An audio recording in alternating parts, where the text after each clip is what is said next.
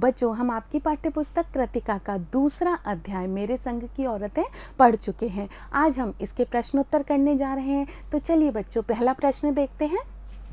लेखिका ने अपनी नानी को कभी देखा भी नहीं, फिर भी उनके व्यक्तित्व से वे क्यों प्रभावित थीं? यानी कि लेखिका की नानी की मृत्यु उनके जन्म लेने से पहले ही हो चुकी थी, लेकिन फिर भी वे उनसे बहुत प्रभावित थीं। उत्तर देखिए, लेखिका ने अपनी नानी को यद्यपि देखा नहीं था, फिर भी उनके विषय में अपनी माँ, पिताजी आदि से सुन तो रखा ही था। वह अपनी नानी के व्यक्तित्व से प्रभावित थी। उसके निम्नलिखित कारण हैं। उसके ये सब कारण हैं।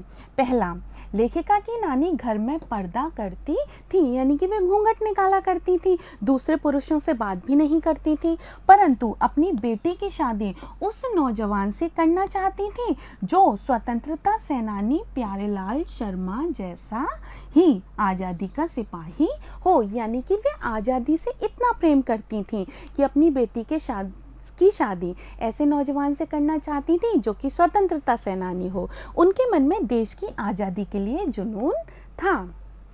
दूसरा, लेखिका की नानी ममतामयी माँ थी, वे अपनी बेटी से बहुत प्रेम करती थी। तीसरा, परिवार के अन्य सदस्यों के साथ भले ही वे परंपरागत तरीके से रहती थी, परंतु निजी जीवन में वे काफ़ी आज़ाद ख्यालों वाली महिला थी। घर में वे सामान्य महिलाओं की तरह रहती थी, लेकिन अपने व्यक्तिगत जीवन में वे आज़ाद ख्यालों की थी। चौथा, नानी के पति नाना विलायती ढंग से जीवन बसर करते थे, परंतु नानी ने उनके जीवन में कोई दखल ना दिया और ना उसमें कोई साझेदारी ही की। वे अपने तरीके से जीवन जीती रहीं। नानी के व्यक्तित्व के इन गुणों के कारण ही लेखिका उनसे प्रभावित थी। अब दूसरा प्रश्न देखते हैं बच्चों। लेखिका की नानी की आज़ादी के आंदोलन में किस प्रकार की भागीदारी रही? क्या लेखिका की नानी ने भी आज़ादी के आंदोलन में अपना कुछ भाग दिया, अपनी कुछ भागीदारी की? उत्तर, लेखिका की नानी एक परंपरा का पालन करने वाली अनपढ़ और पर्दानशी औरत थी। वे बिना पढ़ी लिखी थी और पर्दा किया करती थी।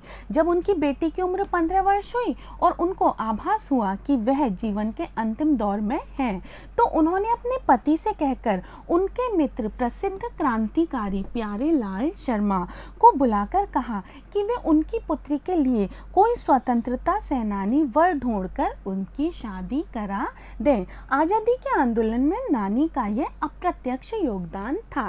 यानी कि सीधे सीधे तो नानी ने आज़ादी के आंदोलन में कोई योगदान नहीं दिया, लेकिन आज़ादी के लिए वे कितनी दीवानी थी, यह इस बात से पता चलता है कि उन्होंने अपनी पुत्री की शादी एक स्वतंत्रता सेनानी से कराने का निश्चय किया था।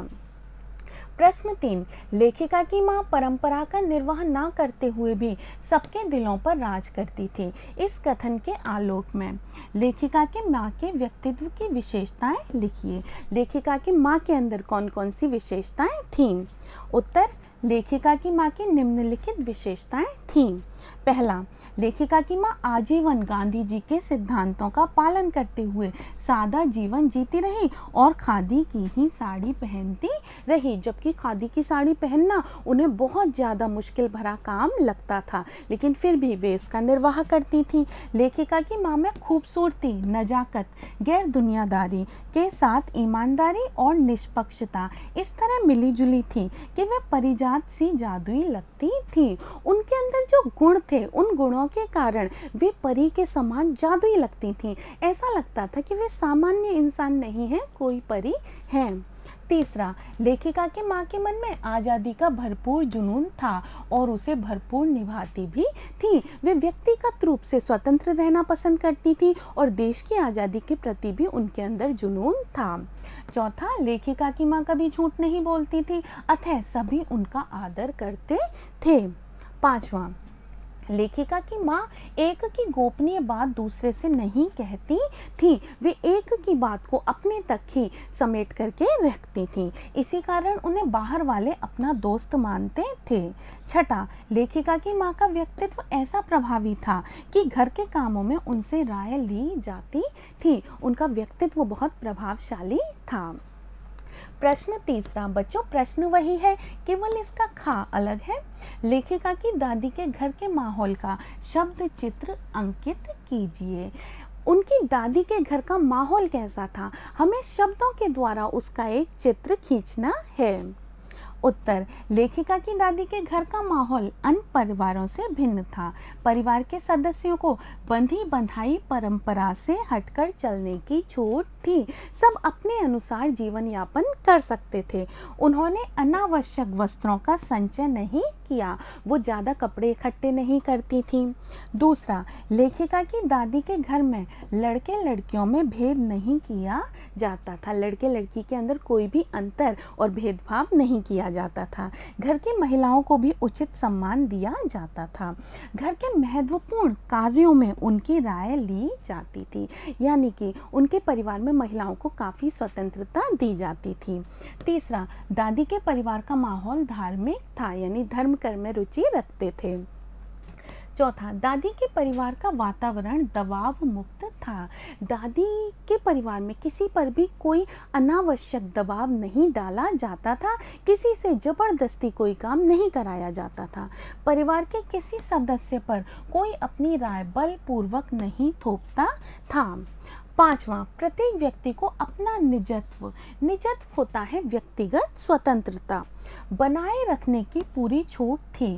कोई किसी के पत्र के आने पर उससे उस विषय में कुछ नहीं पूछता था।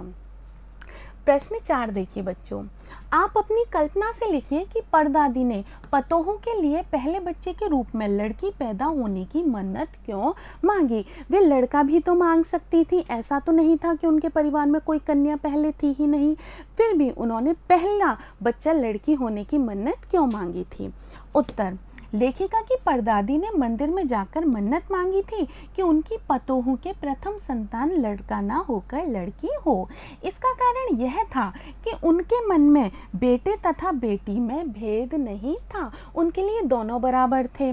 इसी कारण नाती को खिलाने की कल्पना से वह प्रसन्न थी। परदादी धार्मिक विचारों की थी, वे धर्म कर्म में भी बहुत आस्था रखती थी। नातिन के बड़ी होने पर उसका विवाह करके वे धार्मिक कर्तव्य का पालन करना चाहती थी। बच्चों, हिंदू धर्म में कन्यादान बहुत ज़्यादा महत्व रखता है और लेखिका जैन परिवार में पैदा हुई थी, जो कि हिंदू धर्म से ही बहुत ज़्यादा मिलता जुलता होता है, तो उनमें भी कन्यादान का उतना ही महत्व है। तो कन्यादान के धार्मिक कर्तव्य का वे पालन करना चाहती थीं। प्रश्न 5, डराने धमकाने उपदेश देने या दबाव डालने की जगह सहजता से किसी को भी सही राह पर लाया जा सकता है। सहजता से यानी कि सरलता से, आराम से किसी को सही रास्ते पर लाया जा सकता है। कई बार डराने धमकाने से भी काम नहीं चलता, उपदेश देने से भी काम नहीं चलता, और सहजता से किसी को सही रास्ता दिखाया जा सकता है। पाठ के आधार पर तर्क सहित उत्तर दीजिए। उत्तर, हर समाज में कुछ लोग ऐसे भी होते हैं जो सही मार्ग से भटककर गलत राह पर चल पड़ते हैं। ऐसे लोगों को सुधारने के 2 तरीके अपनाए जाते हैं। दंड देना, पहला तरीका होता है दंड देना, तथा दूसरा उपदेश देना। उसको बातों के द्वारा उपदेश देकर के सही रास्ते पर लाने का प्रयत्न किया जाता है। इन दोनों से हटकर तीसरा उपाय भी है, वह है सहज स्वाभाविक आचरण द्वारा भटके हुए व्यक्ति का मार्गदर्शन करना। बिल्कुल सीधे तरीके से उसको सही रास्ता दिखाना। लेखिका की परदादी ने भी चोर को डांटने डपटने अथवा सदाचार का उपदेश देने के स्थान पर उसको लोटा देकर पानी मंगवाया। आधा पानी स्वयं और आधा उसको पिलाकर उसको अपना बेटा बना लिया, और चोरी करने अथवा खेती करने का निर्णय उसके विवेक पर छोड़कर उसको सही रास्ता दिखा दिया। इसके स्थान पर अगर वो डांटती डबटती तो हो सकता है वह उनकी बात नहीं मानता। अगर वे उसे बिठाकर उपदेश देती कि चोरी नहीं करनी चाहिए, गंदी बात होती है, तो भी वह नहीं मानता। लेकिन उन्होंने उसे सरल तरीके से सहजता से अपना बेटा बना लिया और फिर कहा, अब तू देख, चाहे खेती कर ले चाहे चोरी कर ले, अब तो तू मेरा बेटा बन गया है। प्रश्न 6, शिक्षा बच्चों का जन्मसिद्ध अधिकार है। इस दिशा में लेखिका के प्रयासों का उल्लेख कीजिए। लेखिका ने शिक्षा के लिए क्या क्या प्रयास किए? उत्तर, लेखिका कर्नाटक के छोटे से कस्बे बागलकोट में रहती थीं, परंतु वहाँ कोई भी अच्छा स्कूल नहीं था। उसने पास के कैथोलिक बिशप से कस्बे में एक प्राइमरी स्कूल खोल देने की प्रार्थना की। चर्च के जो बिशप थे उनसे कहा कि 5वीं तक का एक स्कूल खोल दीजिए, पर गांव में ईसाई जनसंख्या कम होने के कारण बिशप ने लेखिका की प्रार्थना स्वीकार नहीं की, क्योंकि चर्च होते हैं वे क्रिश्चियन बच्चों के लिए, ईसाई बच्चों के लिए विद्यालय ज़्यादा खोला करते हैं। शिक्षा बच्चों का जन्मसिद्ध अधिकार मानकर लेखिका ने तय किया कि वह बच्चों के लिए अंग्रेजी, हिंदी और कन्नड़ 3 भाषाएं सिखाने के लिए स्कूल स्वयं खोलेगी। तो वहाँ लेखिका ने तय किया कि मैं खुद ही एक स्कूल खोलूंगी। स्कूल को कर्नाटक सरकार से मान्यता भी दिलाएंगे। लेखिका का यह व्रत लोगों की मदद से पूरा हुआ और लेखिका ने जो इतना बड़ा सपना देखा था वह सपना पूरा भी हो गया। लेखिका तथा अन्य अफसरों के बच्चे उस स्कूल में पढ़े और बाद में अलग अलग शहरों में प्रसिद्ध विद्यालयों में दाखिला भी पा गए। कहने का तात्पर्य यहाँ पर है कि उस विद्यालय में इतनी अच्छी पढ़ाई हुई कि उनके बच्चे बाकी देश के बच्चों से कहीं पर भी पिछड़े नहीं। इस बात से यह शिक्षा मिलती है कि यदि कोई व्यक्ति किसी काम को करने का प्रण कर ले तो वह काम पूरा हो ही जाता है। प्रश्न 7, पाठ के आधार पर लिखिए कि जीवन में कैसे इंसानों को अधिक श्रद्धा भाव से देखा जाता है। कैसे लोगों के ऊपर श्रद्धा रखी जाती है और कैसे लोगों का अधिक सम्मान किया जाता है। पाठ के आधार पर देखा जाए तो निम्नलिखित गुणों वाले इंसान अधिक श्रद्धेय होते हैं, उन पर हम अधिक विश्वास कर पाते हैं। पहला है लीक छोड़कर चलने वाले, जो परंपरा को छोड़ करके दूसरे रास्ते अपनाते हैं उनको अधिक सम्मान प्राप्त होता है, उनका अधिक विश्वास होता है। जो मनुष्य परंपरा से हटकर अपना मार्ग स्वयं अपने प्रयास और परिश्रम से बनाते हैं वे श्रद्धेय होते हैं। जैसे लेखिका की नानी, परदादी, माँ तथा बहन, ये सब परंपरा से अलग हटकर चलती थी और इसीलिए लोग इनका विश्वास करते थे, इनके ऊपर श्रद्धा रखते थे। दूसरा है सत्यवादी तथा गोपनीयता के रक्षक, जो सत्यवादी होते हैं, सत्य बोलने वाले होते हैं और दूसरों की गुप्त बातों को गुप्त ही रखते हैं, उनका भी बहुत सम्मान होता है, लोग उन पर अधिक विश्वास करते हैं।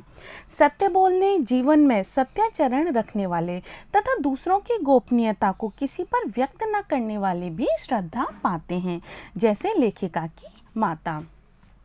दृढ़ संकल्प वाले, जो मजबूत संकल्प रखते हैं, जो एक बार जो ठान लेते हैं वही काम करते हैं, उन्हें भी बहुत श्रद्धा की दृष्टि से और विश्वास से देखा जाता है। दृढ़ संकल्प वाले लोग भी जन जन के श्रद्धेय बन जाते हैं। लेखिका की नानी ने अंग्रेज तथा अंग्रेजियत से दूर रहने का संकल्प निभाया और उन्होंने जो प्रण किया था उनकी मृत्यु के बाद उनके पति ने उनका प्रण पूरा किया। त्यागी और स्नेही, जो त्याग करते हैं और जो स्नेह रखते हैं उनके ऊपर भी बहुत श्रद्धा रखी जाती है।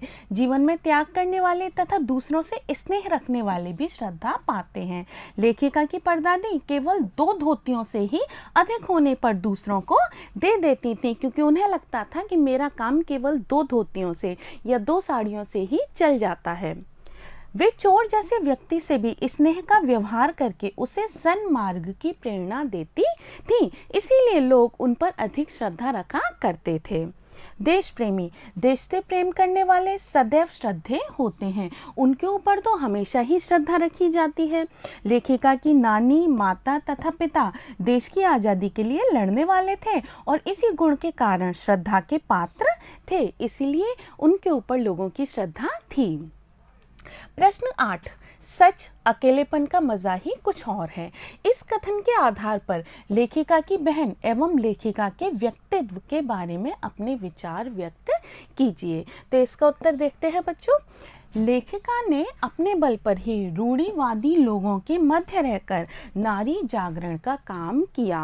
वह ऐसे लोगों के बीच रहती थी जो कि बहुत ही रूढ़िवादी थे, परंपरावादी थे और पुराने विचारों के थे, और उन लोगों के बीच रहकर भी उन्होंने नागरी जागरण का काम किया, यानी कि स्त्रियों के अधिकारों के लिए लड़ने का प्रयास किया। बिहार के डालमिया नगर में स्त्रियां सिनेमा देखने जाती थीं तो अपने पति से अलग स्त्रियों वाली क्लास में बैठती थी। लेखिका ने अपने प्रयास से उनको नाटकों में पर पुरुषों के यानी कि दूसरे पुरुषों के साथ अभिनय करने के लिए प्रेरित किया। अपने दृढ़ संकल्प के बल पर लेखिका ने कर्नाटक के छोटे से कस्बे बागलकोट में बच्चों के लिए प्राइमरी स्कूल खोला। तो इस तरह से लेखिका ने जहाँ प्रयास किया तो ईश्वर ने भी उनका साथ दिया। आसपास के लोगों की मदद से वे अपने संकल्प को पूरा करने में सक्षम हुई। लेखिका की बहन रेणु भी अपनी मर्जी की मालिक थी। गर्मी की दोपहरी में वह पैदल ही पसीने से लथपथ घर आती थी। गाड़ी में बैठना उसकी दृष्टि से सामंतशाही का प्रतीक था, तो वह भी अपने मन की मर्जी किया करती थी। वह भी अपनी इच्छा के अनुरूप ही अपने जीवन को जीती थी। बच्चों, हमने आपकी पाठ्यपुस्तक कृतिका का दूसरा अध्याय मेरे संग की औरतें समाप्त कर लिया है। इसके प्रश्न उत्तर आपको अच्छी तरह से समझ में आ गए होंगे। अब अगली कक्षा में हम तीसरा अध्याय पढ़ेंगे जिसका नाम है रीढ़ की हड्डी। यह एक बहुत ही रोचक एकांकी है। तो चलिए बच्चों, अगली कक्षा में मिलते हैं। तब तक के लिए आज्ञा दीजिए। नमस्कार।